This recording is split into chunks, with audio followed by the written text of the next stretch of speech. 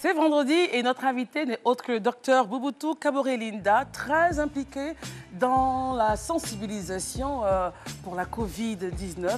On va se lever, très cher docteur Begré, présente, et elle arrive, elle est toujours d'une simplicité.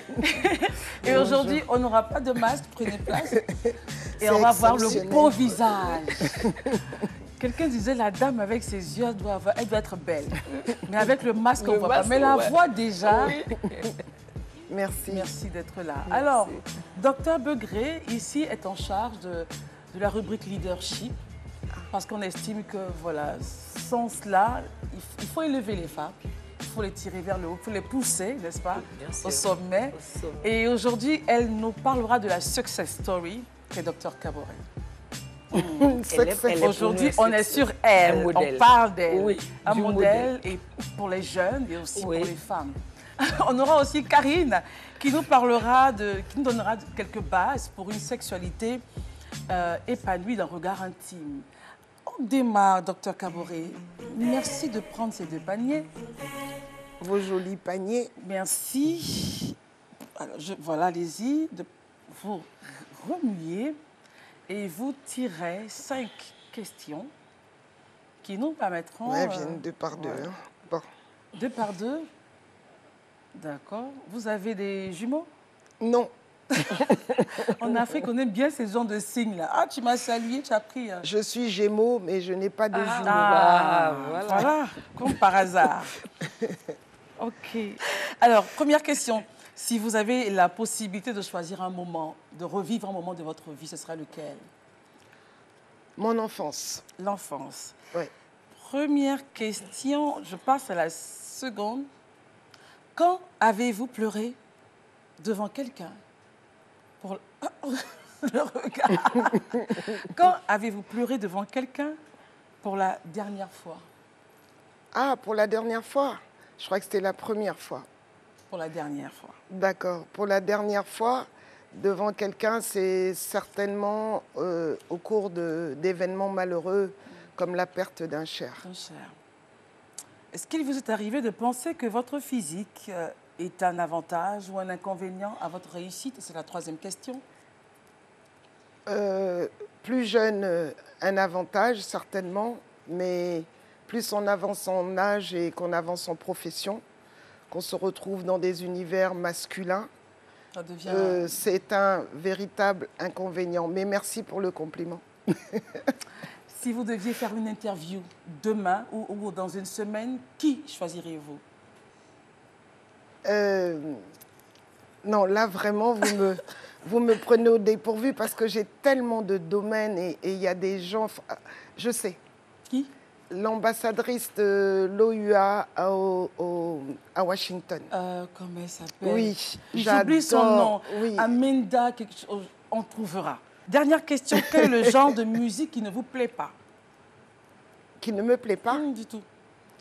Ce qui casse les oreilles, ce qui est mal enregistré, ce qu'on appelle des chansons casseroles et des chansons à texte qui ne veulent rien dire du tout. Enfin, des fois, il y a un texte qui ne veut rien dire, mais qui...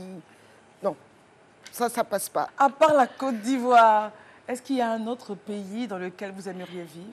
Alors, j'adore voyager.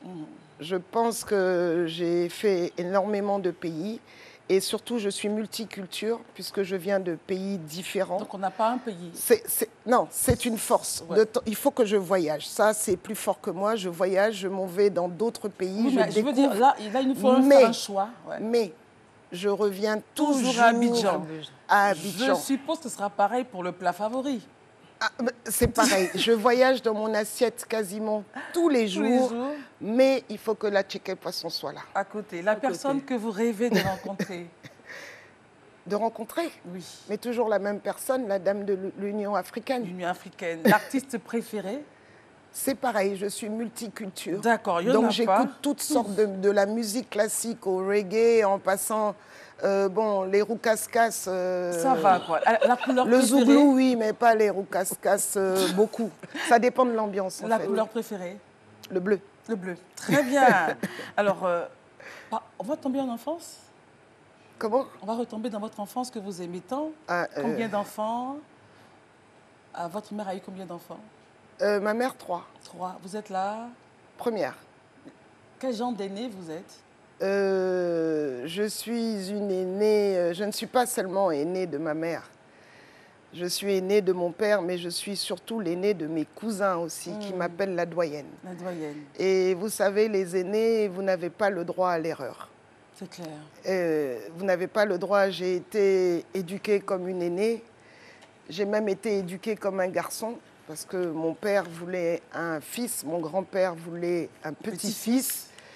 Et j'ai commencé à porter des jupes peut-être à l'âge de 17-18 ans. On mettait les robes pour les photos, mais ça grattait toujours avec les jupons. Alors, on ne parlera pas de service militaire. Je n'ai jamais joué à la poupée. Wow. Alors, je jouais aux billes. Le nom de l'ambassadrice de l'UA, c'est Dr Harikana. Exactement. Voilà. C'est elle là. Et pour ceux qui se demandent, mais c'est qui? Allez sur YouTube, Ah, Google, abonnez-vous à sa chaîne, vous allez aimer votre continent. Revenons à ce, sinon on ne va pas s'en sortir. Alors, on va regarder des photos de vous. Inquiète. Alors, allons-y. Oui. Alors, bon, je suis l'aînée, hein. Donc, mon père, pharmacien. Ah, elle est pharmacienne aussi. Oui, je viens d'une famille de 5 pharmaciens. Ah, donc, comme Obélix, je suis tombée dedans quand j'étais petite. Familiale. Okay. Voilà. Donc, et le père, vous et qui? Mon père, docteur Bouboutou, qui fait partie des premiers pharmaciens installés en Côte d'Ivoire, africains.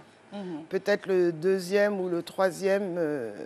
Et ma mère, Désirée Djibo, qui vit encore. Wow, c'est bien. Ma petite sœur Rumba, qui est à côté de ma mère, sur la droite de ma mère, qui est pharmacienne. Et ma petite sœur Laura, qui travaille avec moi à la pharmacie aussi, mais qui est la chanteuse de Shekina. Wow. Mais dis donc, ce monde est... Oui, là, donc celle qui a le doigt dans la bouche, c'est la chanteuse de Shekina. Wow. D'accord. Ben Laura, gros coucou là, parce que là, c'est une grosse découverte. Ah, vous ne saviez pas? Non. Bon, après, je pense qu'à la fin de l'émission, je raconterai mon histoire avec le docteur Kaboré. Mais nous avons une seconde photo. Allons-y. Et là... je suis avec ma mère. Waouh, les beautés, hein? Je suis avec ma mère. C'était en quelle année? Je pense que j'avais déjà, je pense même 30 ans. 30 ans. 25-30 ans, oui. Wow. Après les photos, nous allons appeler quelqu'un qui va nous parler du docteur Kaboré. C'est monsieur Jean-Marie Onda, on l'écoute. Linda est une femme de caractère, est une femme objective, est une battante, est une femme qui a une vision grande, est une femme qui ne pense pas seulement à elle, est une femme qui embarque tout le monde dans sa dynamique, est une femme qui, là où elle pose le pied, apporte le changement. Le plus grand défaut de Linda, c'est que quand Linda veut quelque chose, elle embarque tout le monde dans l'aventure, et tant qu'on n'a pas atteint cet objectif, personne n'a droit au repos. La plus grande qualité de Linda, ou je dirais les plus grandes qualités, sont sa sensibilité et sa gratitude.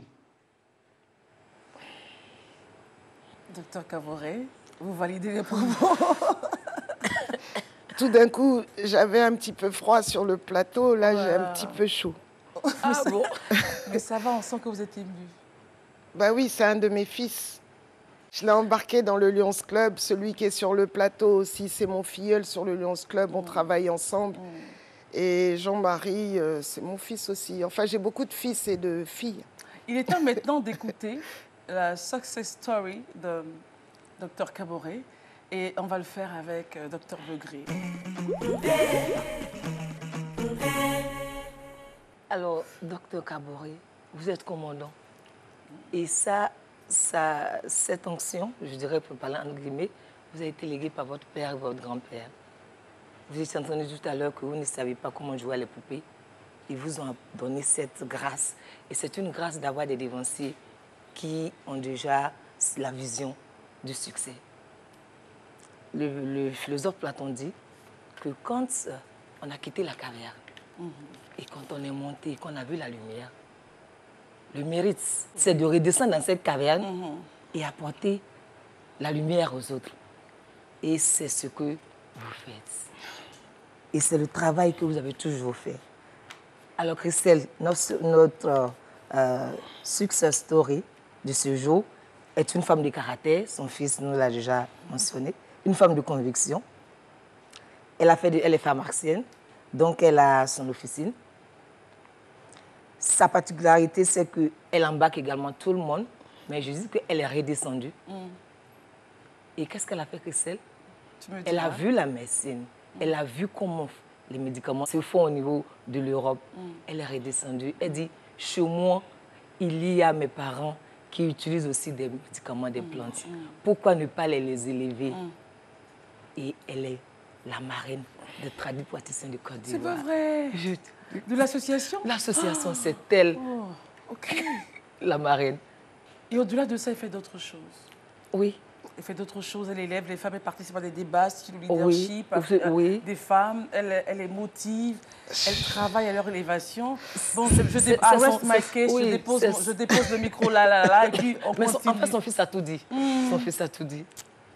En fait, là, vraiment, parce que je ne me rends pas compte, en fait, de ce que je fais. C'est ça. C'est, avant d'arriver à être marraine des tradis praticiens, je suis d'abord pharmacienne d'officine. Ici, vous avez dit, j'ai fait mes études à l'étranger très longtemps, mais j'ai toujours su que mon pays aurait plus besoin de moi. Et à la fin de mes études, on m'a proposé de rentrer dans une très grande société de dermocosmétiques, dans les numéros 1 en Europe. Mais j'ai refusé, j'ai dit mon pays a plus besoin de moi. Donc je suis rentrée et je suis pharmacienne d'officine. Et à force de faire les salons à l'étranger et tout ça, je me suis rendu compte qu'on n'avait pas de salons de qualité, véritablement de formation, qui vont nous aider à trouver des solutions à nos problèmes africains. Donc j'ai créé un salon comme ça. Et pour la première édition, on a eu 2500, en 2 mois d'organisation, on a eu 2500 participants et 16 pays. Et ça nous a permis de trouver les problèmes pour la lutte contre les faux médicaments. Et j'ai entraîné avec moi les tradis praticiens. Comme d'habitude. Et l'année d'après, pour la 2e édition, j'ai dit, les pharmaciens seuls ne peuvent pas trouver la solution. Il donc, faut associer les médecins, la e-santé, la beauté cosmétique, nature, les botanistes et un pavillon enfant, tous ensemble, embarqués pour réussir cette trouver. Et on a eu 7500 participants et 33 pays. On va progresser parce que si on veut s'attarder... Et c'est devenu la grande semaine de la santé du ministère de la Santé. Mais surtout, ce qui était prévu cette année, c'était une semaine de consultation gratuite pour toute la population. Dépistage et consultation. Bon, Monsieur Corona a décidé qu'on va faire ça plus tard. Alors, on va progresser. On a 2 autres photos de vous. On va regarder. Ah bah, bon, ça c'est son métier favori. C'est Africa Santé Expo, justement, dont je suis la présidente et l'initiatrice, qui est devenue la grande semaine de la santé du ministère. Et je peux vous dire qu'il y a beaucoup de pays qui nous envient, puisque le Sénégal a commencé, le Mali a commencé, et le Cameroun a commencé, etc. C'est bien. Mais bon. On reste ici en Côte d'Ivoire. Seconde photo. C'est la Côte d'Ivoire. Ah, ça c'est... Les tout petits sont embarqués aussi. Comment? Les tout petits sont embarqués. Tout le monde. Ils étaient 200, c'est à côté de Yamoussoukro, à Soubiakro. Et ces petits enfants-là, ils s'apprêtent parce qu'il n'y avait pas de clôture. Donc les animaux traversaient. Et donc, il fallait faire... pas de moyens. J'ai cherché pendant 3 ans les moyens pour faire. Et qu'est-ce que j'ai fait? C'est qu'on a planté 3000 arbres autour de l'école. Donc pour qu'ils puissent s'occuper des arbres, qu'ils les respectent, il fallait qu'ils soient impliqués, les élèves. On ne pourra pas tout dire. On va avancer, progresser. Et cette fois-ci, on va donc... ouvrir notre émission à notre chroniqueuse Karina. Elle n'est pas parmi nous, bloquée à cause justement de la Covid. Karine, dans Regard intime, nous donne quelques bases sur la sexualité, mais avant... Bonsoir les filles, bonsoir à notre illustre invité. Avant tout propos, avec ta permission Christelle et celle de l'invité, j'aimerais savoir... qu'est-ce que notre invité pense des préjugés liés à la sexualité, surtout en ce qui concerne les femmes? Ça, c'est toute une éducation. Et il faut que ça change parce que du coup, ça empêche la communication dans les couples. Ça empêche... Les couples ne communiquent pas. Donc l'homme, il reste, on lui a appris à ne pas pleurer, à ne pas montrer ses sentiments. Et là, il faut que ça change pour détendre un peu tout le monde dans la maison et que la femme se sente femme. Et que, voilà. Oui, voilà. Et donc ça crée, c'est ce qui crée les divorces parce qu'il n'y a pas de communication. Que ce soit pour la sexualité ou autre chose. D'accord, très bien. C'est le manque de communication. Karine, voici la réponse. On repart avec toi. On va parler ce soir, Christelle et chers téléspectateurs, des bases à avoir pour une sexualité épanouie. En grand A, Christelle, et ce qui est primordial d'ailleurs, c'est de pouvoir comprendre que la sexualité fait partie intégrante de notre vie de femme et de notre vie d'humain. La preuve, c'est que la sexualité est la base de la reproduction de l'espèce. Sans sexualité, pas de survie de l'espèce humaine. Donc, c'est de comprendre que la sexualité n'est pas à part et nous à part. C'est ensemble. Et oui, on en a besoin. Voilà. Donc, après, nous pouvons faire le choix de ne pas la pratiquer. Mais en cela, ça sera un choix. Mais avant même de faire un choix, il faut pouvoir le comprendre. Et après votre choix, vous l'assumez. Mais c'est vraiment quelque chose qui fait partie de notre vie tout entière. Voilà. En grand B, on va parler de prendre plaisir. Je prends plaisir à faire quelque chose. Je suis sûre d'une chose, c'est que j'en tire du plaisir. La preuve, c'est que au-delà de la reproduction, il y a donc le bien-être lié à la sexualité, d'où les hormones de bien-être liées à la sexualité. Voilà, donc j'en tire du plaisir parce que je prends plaisir à le faire, sans contrainte. Voilà. Ensuite, avant de parler du grand C, on va regarder donc cette photo qui nous montre une femme qui boude. Parce qu'elle n'a pas envie d'être en intimité avec son homme ce soir, donc elle est en train de bouder. Il ne faut pas bouder, donc ça peut arriver, c'est normal. Par contre, il ne faut pas bouder, il faut plutôt partager. En sexualité, on partage. Je ne veux pas, j'ai le droit bien sûr de dire non, mais je partage avec mon partenaire. Mais par contre, si cela fait 1 mois, 2 mois, voire 6 mois et plus que ça perdure, en ce moment-là, il faut rechercher les causes de cette non-envie, donc les causes de ce manque de libido. Voilà, en allant voir un médecin généraliste, un gynécologue, un coach, un sexothérapeute, un sexologue, etc., etc. Mais des personnes avisées dans le domaine. Pour finir, donc, pour finir mon propos, on va regarder donc encore une photo. Voilà, pour conclure. Et ça, par contre, c'est une femme qui rit aux éclats. Mais Christelle, pour cette fois-là, c'est pas moi. Ce sont les grands-mères qui ont dit que quand une femme rit comme ça aux éclats, cela voudrait dire tout simplement que la nuit a été fructueuse. Surtout quand elle rit comme ça de bon matin. Est-ce vrai ou faux? Je vous laisse avec le débat avec l'invité. Et moi, je vous suivrai de loin. Sur ce, plein de bisous sucrés et à très bientôt pour relever d'autres points dans 100% femmes. Bisous. Bisous. Bye bye. Bisous, Karina Chou. Est-ce que c'est vrai, quand la femme balaie le matin en chantant, on attribue sa joie à l'homme? Bon, moi, personnellement, j'ai un autre point de vue là-dessus. Oui, moi aussi. Voilà. Moi aussi. Elle est heureuse, tout simplement. Elle est heureuse. Oui. Peut-être que son enfant a eu son examen la veille. Ce n'est pas que la sexualité. Parce que la femme... elle a besoin d'attention, d'affection. L'homme, on l'a formaté à ne pas montrer ses sentiments. ça. Et la femme, elle peut se contenter de quelqu'un qui a dit « Viens, je vais t'inviter à manger ce midi, on va aller manger même ne serait-ce qu'entre filles ou se promener entre filles ». Elle est déjà contente. Mais ce n'est pas forcément le mari. C'est-à-dire que l'homme veut toujours attribuer le sourire de la femme. Non, mais maintenant, s'il a fait sourire, c'est pas mauvais aussi. tant mieux. S'il a fait sourire, tant mieux. Mais... Et ça me fait penser justement à Marilyn Monroe qui dit que la femme a besoin d'un homme qui ruine son rouge à lèvres, pas son mascara.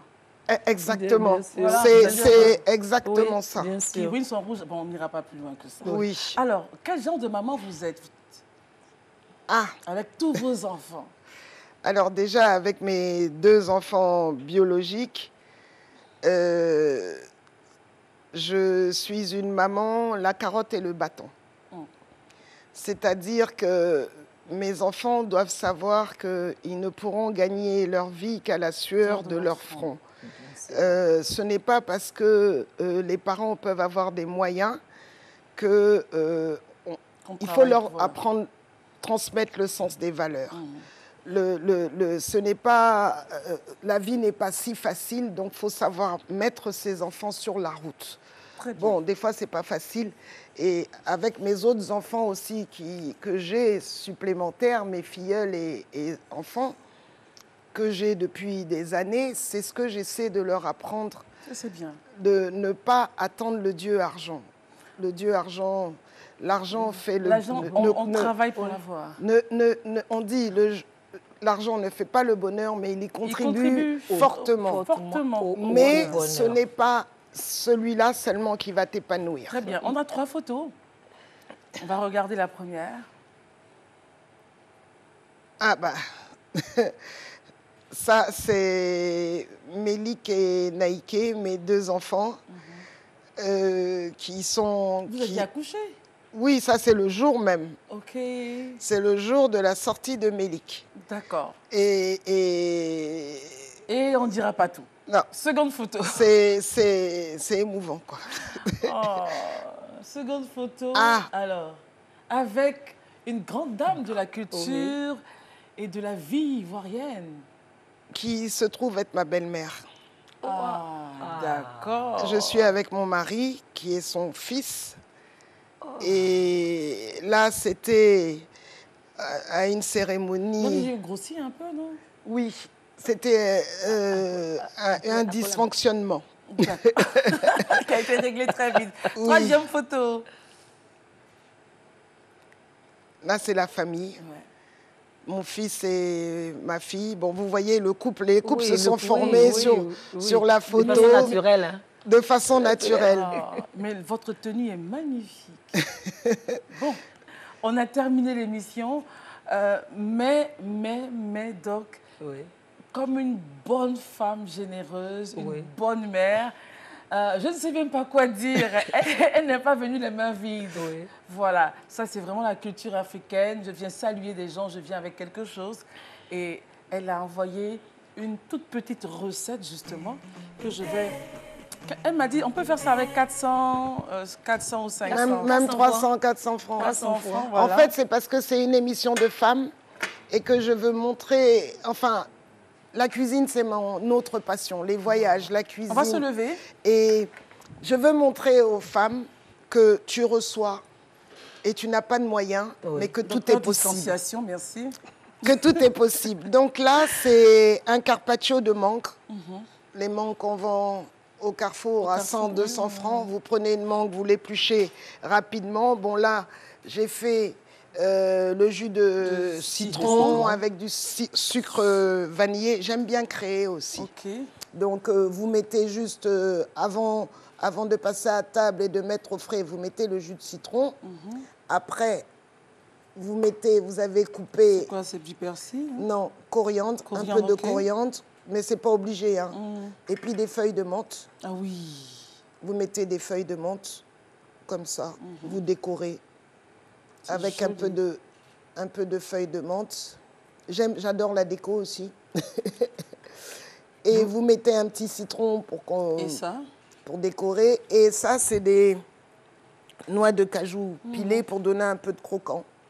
Oh, c'est magnifique. Voilà. Merci beaucoup, Dr Kaboré, d'être venu. Alors, moi, je l'ai rencontré rapidement au portail de la télévision et puis ça a accroché parce qu'on parle leadership et ça me plaît. Merci beaucoup de nous avoir suivis. C'était Dr Kaboré ce soir dans notre émission. Et puis, docteur, vous ne partirez pas sans ça. C'est le petit moindre que vous ayez déjà dans votre carrière. Mais c'est une façon pour nous de vous dire qu'on vous aime, tout simplement. Et que merci notre modèle. Et vous êtes un grand modèle. C'est un plaisir. Merci, merci à tous. Et bravo, bravo. Merci. L'émission est terminée. Mais avant, on ne peut pas partir sans remercier le magasin Clopa Art à la Cava pour la déco. Sur Facebook, YouTube et Twitter, retrouvez-nous pour échanger, pour parler, si vous avez des questions.